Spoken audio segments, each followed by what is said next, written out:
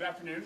Welcome to the IBEW 595 Union Hall. This is a hall that I know quite well. When I was a teenager, I worked out of this hall on behalf of a local city council candidate, and for over the past 20 years have worked to support the work of this union and the work and campaigns of other candidates around here. So a very fitting and comfortable place for me and my family and my campaign team to work out of for our campaign.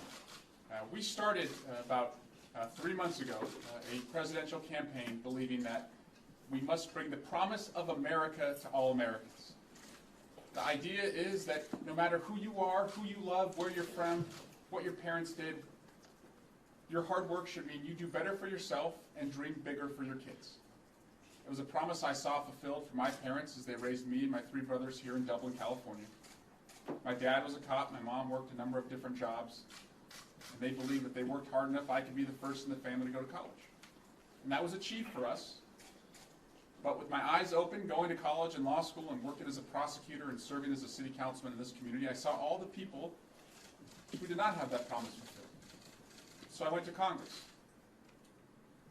In this past midterm election, I would come home for town halls and meet with my constituents. And at almost every town hall, with hundreds of people filling up gymnasiums and churches, I was told that the most important thing I could do as their congressman was to reverse the course our country was taking, go out and find new friends, and reshape the Congress. So for 2 years, I went to 26 states, led an effort called Future 40 to find 40 candidates in their 40s and under who could flip 40 seats. 28 of them won. I also, after being so demoralized, just like so many of you, by mass shooting after mass shooting after mass shooting in America, was about to lose hope. And then Parkland happened. And the communities of Parkland converged with communities in Sandy Hook and cities where we never hear the names and never know the stories, like Chicago and Baltimore and Miami and Oakland. And they marched from the town squares to the town halls to the ballot boxes. And they beat 18 NRA-endorsed members of Congress. We had momentum after the last midterm election. And I believe the best way to seize that momentum with a young, diverse caucus for the Democratic Party and 18 fewer NRA members in Congress was to have a leader in the White House who could seize that momentum. That's why I chose to run for president. I was excited by what I saw across the country over the last 3 months, building on the work we did for the midterms in the last 2 years. I told my wife and our staff and my constituents and our supporters we are only running for one reason: to win and to make a difference. Not a vanity project, not to write a book, not to make this about anything other than the people who really, really needed that promise to be fulfilled for them. So being honest with ourselves, we had to look at how much money we were raising, where we were in the polls. And to prove we were serious, we qualified for the debates immediately, made the first cut, got on the debate stage, had a campaign operation with staff in Iowa, New Hampshire, South Carolina, New York, Washington, and California, and moved the needle on the debate stage on an issue that I was very passionate about. Believed that every candidate should pledge that they would support a ban and buyback of the 15 million assault weapons in our country. And on the one opportunity I had to do that, our 3 frontrunners that were on the stage with me, Vice President Biden, Senator Sanders, and Senator Harris, all 3 said that they supported that. So we've achieved that. Communities across America who have been stricken by mass shootings now know that at least 3 of the frontrunners support this idea that these weapons of war do not belong in our community. But we have to be honest about our own candidacy's viability. You know, an American author, Louis L'Amour, wrote in The Lonely Mountain, "There will be a time when you believe everything is over. That will be the beginning." Today ends our presidential campaign,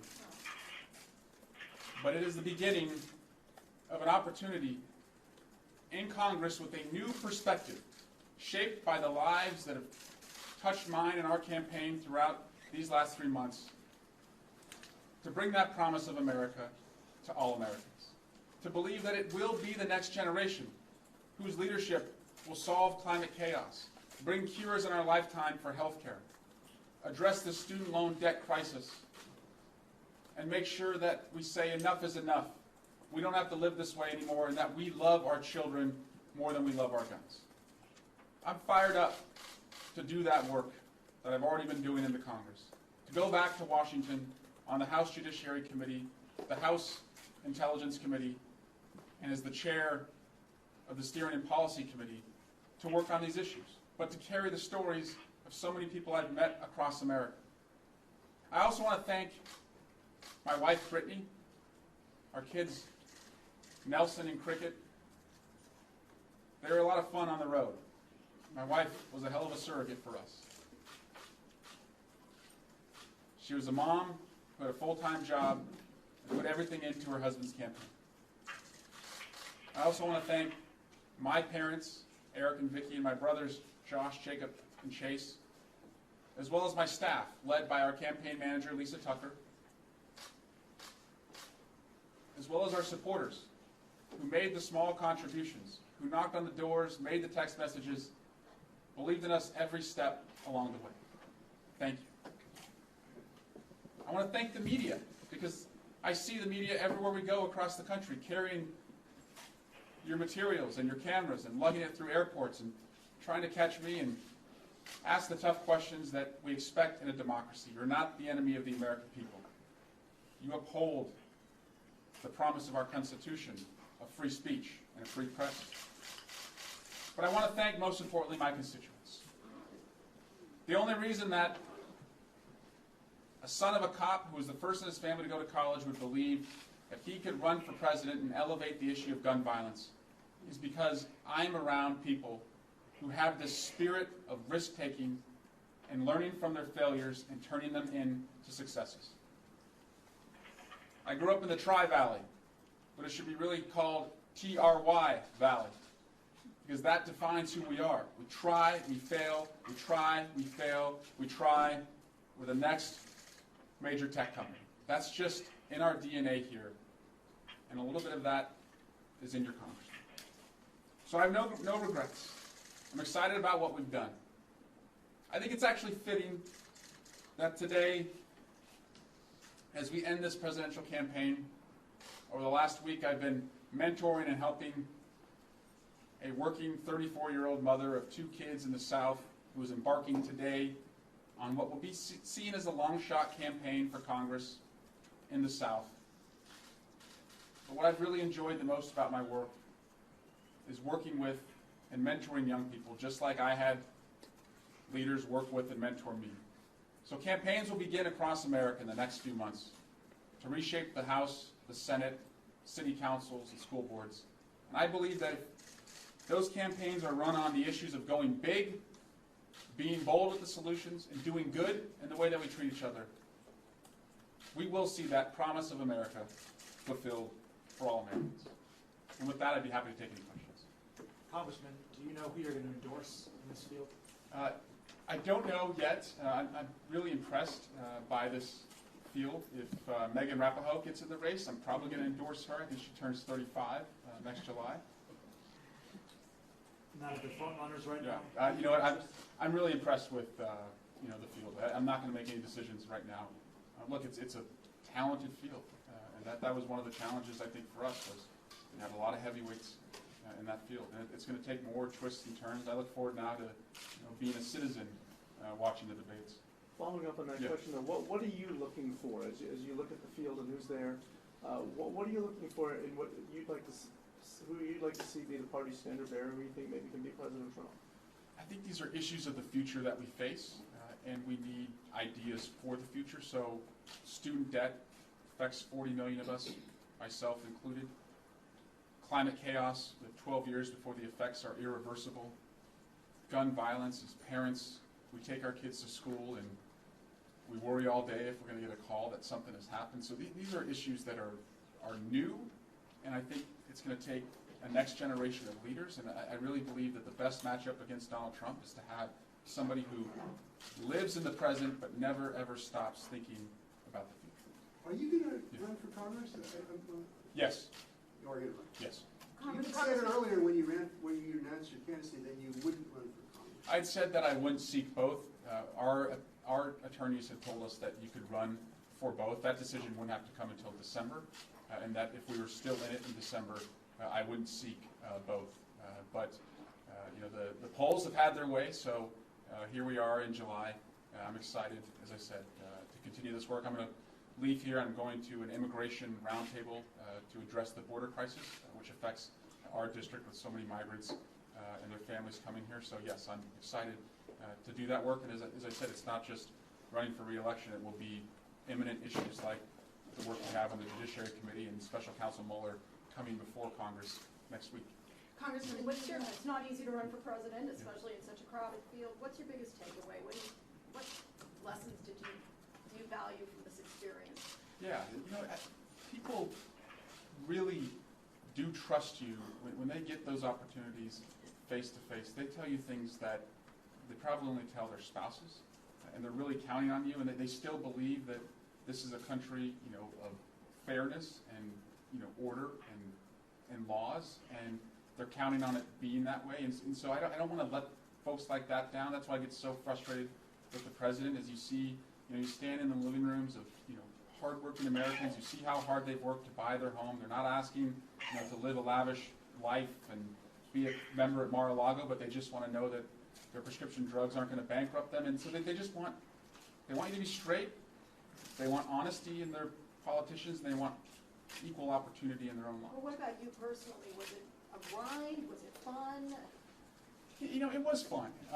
It was a lot of fun. It was fun to have my 2-year-old and my 8-month-old out there with me. And in some of these living rooms, you walk in and they immediately jump up to take the kids. It's like they're measuring and weighing your kids as much as they're measuring and weighing the candidates.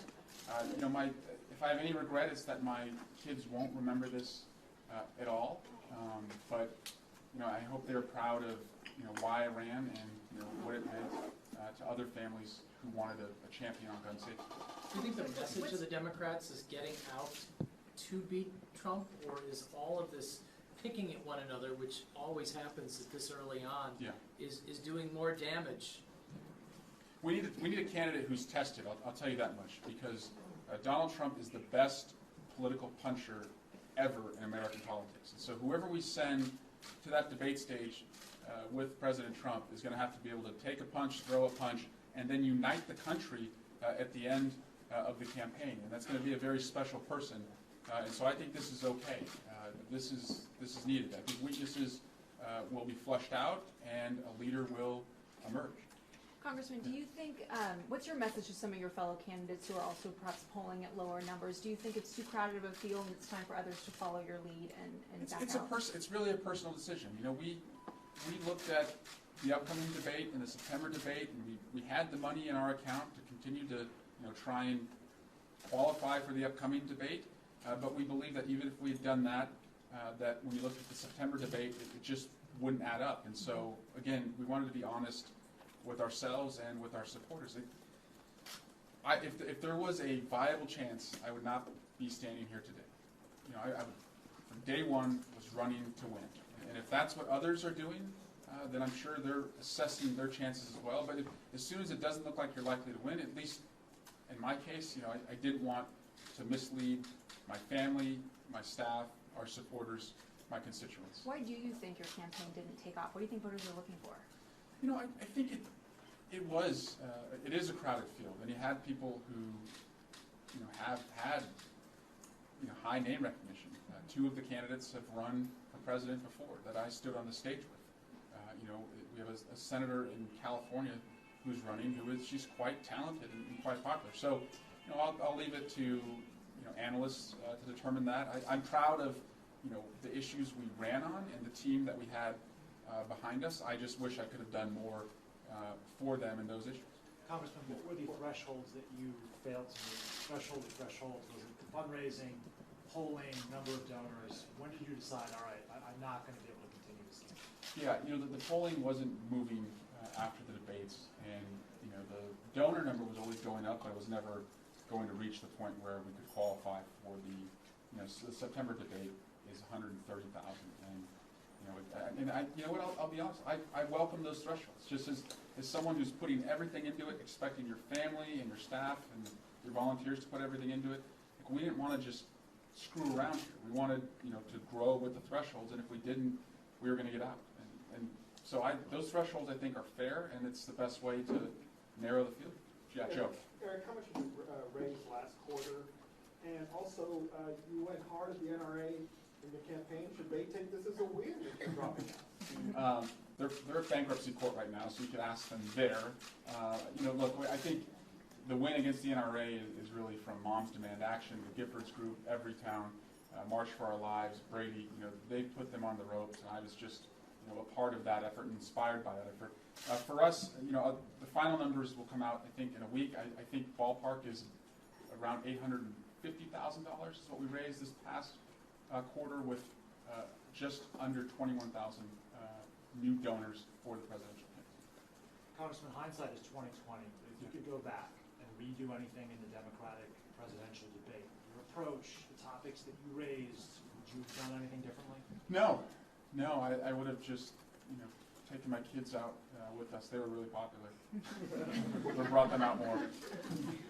Are you at all concerned about any backlash in the district from people who, you're obviously very popular here, but that it could damage you as you run for re-election, that you might have a viable challenger, and at least one person's in the race already. I don't know if she's going to stay in or not. But I don't take anything for granted. I'm going to go, as I said, right after this meeting, go meet with constituents about immigration and the border. We've got a town hall coming up in about 2 weeks, so I don't take anything for granted. I beat a 40-year incumbent in 2012 who had taken the district for granted, and I hope the district sees that these issues that I was running on nationally were the district's issues, that people in our district have student loan debt.